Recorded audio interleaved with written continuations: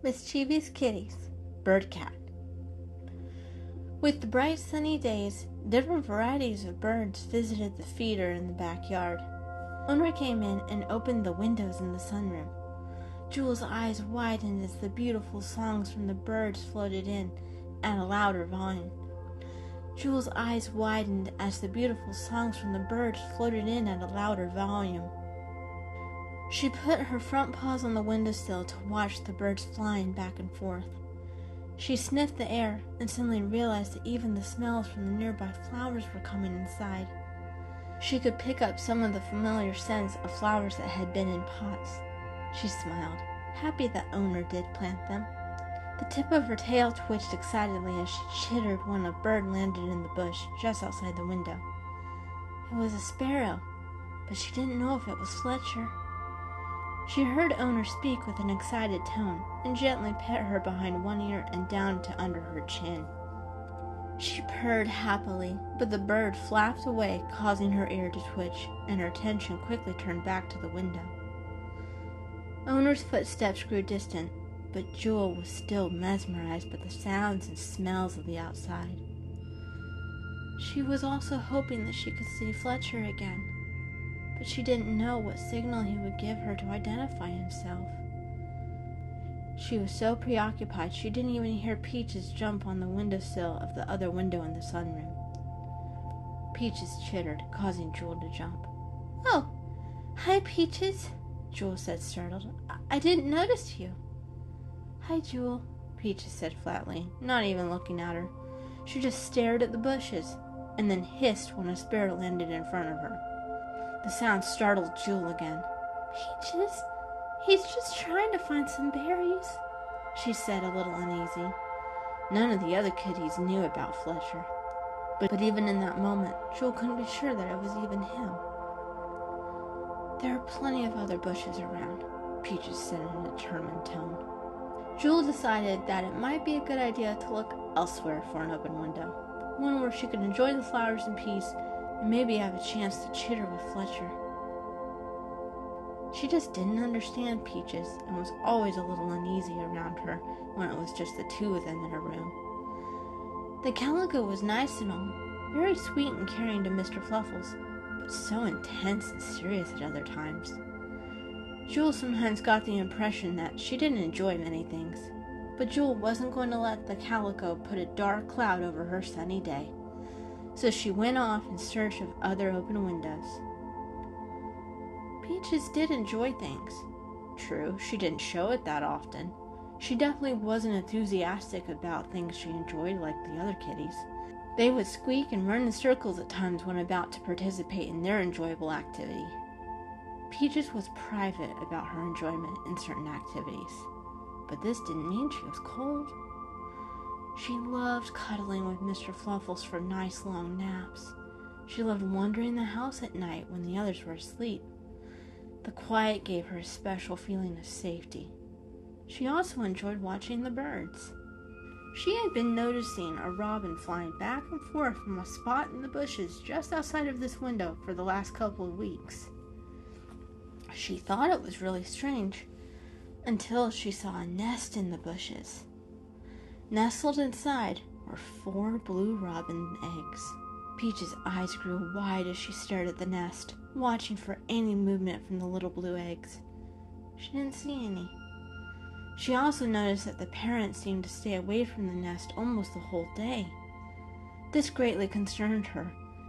The bright blue color of the eggs were a stark contrast to the browns and greens of the nest and bush.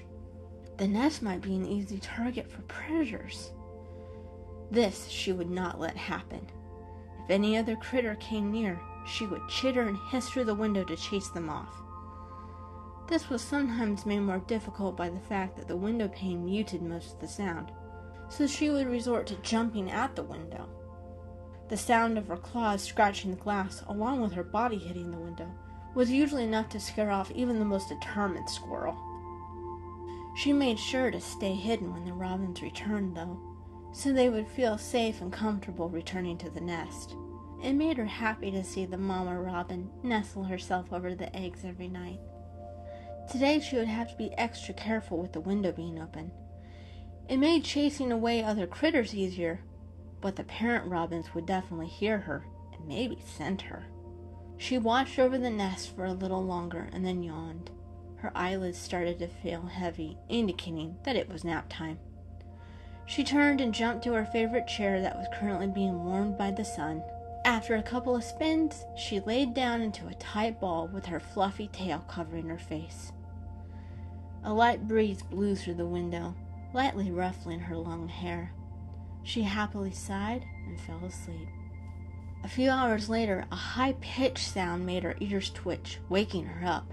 She lifted her head and looked around the sunroom for the source of the sound through half-opened eyes. She couldn't see anything in the immediate vicinity, but the sound continued. She blinked her eyes a little more to wake up and realized that it wasn't just one sound. It was several high-pitched sounds, but at different intervals in harmony.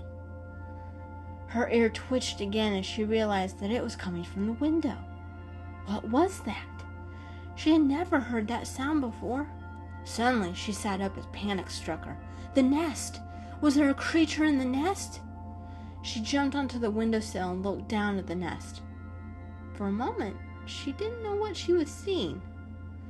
Where the 4 little blue eggs had sat this morning, there were now 4 tiny, featherless birds with bright yellow beaks surrounded by pieces of blue eggshells, squeaking towards her. Her eyes widened as she watched the new baby birds. They took turns between opening their mouths wide for several seconds and squeaking. She then heard the robins fly nearby and tweeting to each other to see if the coast was clear. Peaches carefully crouched down and tried to keep as still as a stone. After a few moments, a robin returned to the nest to feed the babies. Peaches felt a smile spread wide across her face at the beautiful scene taking place. She slowly laid her face on top of her paws on the windowsill and enjoyed the happy tweeting from the nest. After the feeding was done, the robin roosted over the newly hatched chicks. Peaches slid off the windowsill and quietly left the sunroom. She decided to stay out of the sunroom for the rest of the day so the robin could stay with the chicks as long as she needed, which was much easier said than done. Every time she saw a shadow of a bird or if there was a squirrel in the backyard, her first impulse was to run over to the window and check on the chicks. When one particularly daring squirrel was heading straight for the nest, Peaches sprang into action and ran towards the window. She slid on the windowsill with a hiss, but stopped short when she noticed the 2 robins taking turns to dive bomb at the squirrel, with a sound similar to that of a cat's hiss. One of the robins landed on the ground a few feet away from the bushes. He squawked and stretched his wings out as a warning to any critter that might have thoughts of getting close to the nest. He then turned and saw Peaches in the windowsill. He squawked and flew towards her, almost crashing into the screen that separated them. "Go away!" he squawked again. "Why?" Peaches asked, genuinely confused. "Just go away!" "But I'm not going to hurt the nest," Peaches said in an attempt to reassure the bird. The male robin shrieked and flew up towards one of the trees that lined the backyard. He landed on a branch and then turned and lined up for another nosedive towards Peaches. But while he was focused on her, he didn't notice his mate, shrieking, trying to warn him about a squirrel who was attempting another try to investigate the nest. He was ignoring her attempts to chase him away, but her mate was too distracted by the cat in the window to help in time. But Peaches saw the squirrel too. She flattened herself down against the windowsill and waited. Her eyes became so huge as she focused on the squirrel. Her ears twitched a little as the 2 robins were still trying to sort things out. She knew that with the window screen in place, she was safe from whatever attack the male robin was planning. But she was still fighting her instinct to run for cover. She was the reason the male was distracted. Even if she ran away now, it might not be enough time for the 2 robins to execute a proper defense of their nest. It sniffed the air, trying to locate the chicks. But instead, it smelled something else. A very angry cat. A deep growl rumbled from Peaches' throat and turned into a wild yowl as she suddenly rose up, back arched, ears back, and teeth bared. Her long hair stood straight up, making her look 3 times her actual size. The birds who were around the bird feeder scattered at the monstrous sound. The squirrel ran off with a terrified squeak. The robins even stopped fighting, and both flew down to quickly check on the little baby birds. Peaches' fur started to flatten almost as soon as the squirrel had run off. She looked down and saw the chicks huddled together, squeaking more rapidly out of fear. Her heart sank, and she was just about to jump off the windowsill when she heard the male robins chirp again. "Wait!" he chirped as he landed on the bush. His mate checked on the chicks, but he hopped closer to the stray cat in the window. "What is this?" he asked, confused, his voice sounding to Peaches like a hairball was stuck in his throat. "A cat protecting chicks?" "I told you I wasn't going to hurt them," she replied. The chicks' squeaks finally calmed down as the mama robin brooded over them. "I was taught never to trust predators. No matter how much one can pretend to be your friend, they still want to eat you in the end. That was one of my mother's favorite rhymes to tell when I was a fledgling." "But I don't want to eat you. I have plenty of food here in this house. I have no need to hunt anymore." "Nonsense! The rhyme has kept me alive long enough to see my first clutch of eggs, and I will trust it to keep them alive as well." A smile formed on Peaches' face. She made an effort to keep her teeth hidden. "Aw, this is your first litter?" "Clutch!" he squawked proudly. "Now go away! I don't want to see you near my nest again, trespasser!" "Well, to be fair, I have lived in this house for the past few months.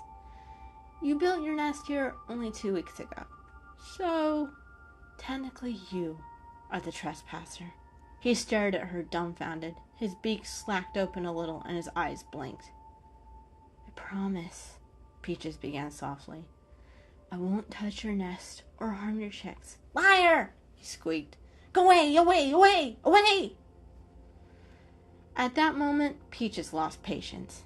Her instincts gave her a strong desire to help protect the chicks from predators, but this bird was obviously not going to budge on letting her help. Her face hardened and her voice became ice. "Okay, look, bird brain," she started. "You are the trespasser on my territory. I never said that you could build a nest outside of my favorite window." The bird started to squawk again, but Peaches curled her lips back enough for a quiet hiss. "I could easily end this right now. But if you want to live long enough to see a second clutch, I suggest you keep your beak shut and listen." The bird closed his beak with a snap when his mate huddled closer to the chicks. It broke Peaches' heart to see the fear that she caused, but she had no choice in the moment. "Good. Now let's make a deal. How about you let me sit on this windowsill whenever I want, and I will let your clutch live to see their first flight." It was the best Peaches could do. She knew that as soon as the chicks left the nest, their protection would be out of her paws. The male hopped over to his mate, and the pair tweeted for a few moments. Then he hopped back to the window. "Agreed." She spent the better parts of her days watching over the nest. Within 2 days of her bargain with the parents, the naked chicks turned into little gray fluff balls with their black eyes open, and their squeaks turned into cheeps. She listened to the sweet cheeps get excited whenever the mama robin came up to feed them, though she did warn them about the cat that stares at them from the window, trying to instill in them that the cat was a predator and wanted nothing more than to eat them. This made Peaches sad. She didn't want the chicks to fear her. So whenever the parents were out hunting or guarding from their spots in the trees, Peaches would softly talk to the chicks. "Hi there. It's okay. No need to be frightened. I'm not going to hurt you. I'm not like other cats. I wish I could be your friend." One of the chicks seemed to pay attention to her whenever she talked. It would watch her with its big black eyes as its siblings slept or shied away from her. She told the chicks stories and lullabies that she had been told as a kitten by her mother. The chicks seemed to like her stories. She also learned the chicks' cheeps. It wasn't quite to the point of communicating with words yet, but that was okay. She could tell the difference between happy cheeps and sad cheeps. The chicks grew more and more every day. The nest was becoming cramped for the 4 little chicks, just as fledgling feathers started replacing the fuzzy down. The past 2 weeks had flown by too quickly for Peaches. She was fascinated by how quickly the chicks grew into fledglings. She was also happy to see their first few flights, and she celebrated with the one little bird who would talk to her without fear. The 2 weeks flew by faster with each flight as the fledglings grew strong and became adults. But then, the day came for them to leave the nest. One by one, the chicks hopped out of the nest to attempt their first flight across the backyard. The last chick to leave was hesitant. It looked up at Peaches with sad eyes. "Could I hear one more story?" the chick begged.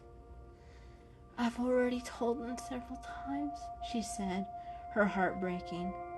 "It's time for you to leave the nest." "But that would mean leaving you," the chick protested.